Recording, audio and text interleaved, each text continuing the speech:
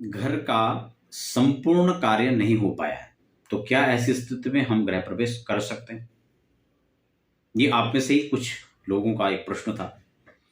देखिए, यहां पर बहुत सारी चीजें हैं कि घर का काम पूरा नहीं हुआ है और गृह प्रवेश कर सकते हैं।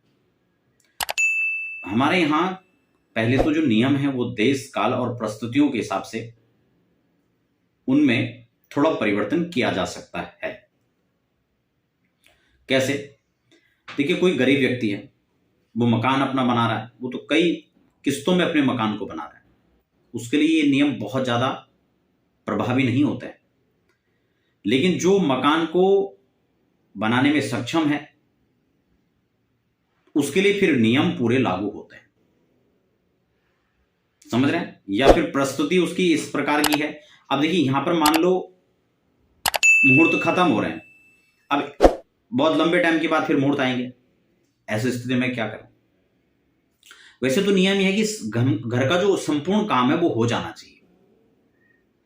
संपूर्ण के अंदर भी खासकर ये होते हैं कि जैसे किवाड़ हैं, खिड़कियां हैं, वो लग जाने चाहिए। अगर ऐसा नहीं हो पा रहा है, रंग रोगन है, मान लो पेंट का तो आजकल ऐसा है कि आजकल तो जो पुट्टी है उसके ऊपर प्राइमर कर देते हैं, वो भी पेंट हो गया, कोई दिक्कत नहीं है, क्योंकि वो भी रंग रोगन है जो।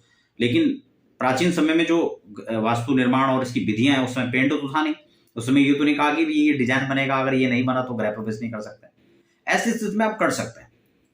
अलग अलग पेंट जो है वो आपको बाद में करवाना है। अगर आपने जो आजकल पुट्टी खिंचवाते हैं, ठीक है ना, एक पोट आपने कर लिया, तो भी आप गृह प्रवेश कर सकते हैं। दूसरा, किवाड़ आदि की व्यवस्थाएं हैं, तो अगर मुख्य गेट लग गया और मुहूर्त नहीं है, या समय का अभाव है, या फिर व्यवस्था नहीं बन पा रही है, किसी बार आप किसी अच्छे विद्वान को बुला रहे हैं और वो उस डेट में उपलब्ध नहीं है, आप चाह रहे कि नहीं गृह प्रवेश तो उन्हीं से करवाएंगे, ऐसी स्थितियों में आप आगे पीछे करके उन डेटों में कार्यक्रम को कर सकते हैं। ठीक है ना, उन तिथियों में कर सकते हैं। दूसरा कि अगर संपूर्ण विधि विधान के साथ आप कर रहे हैं, तो वो चीजें उसमें कुछ गौण हो जाती हैं।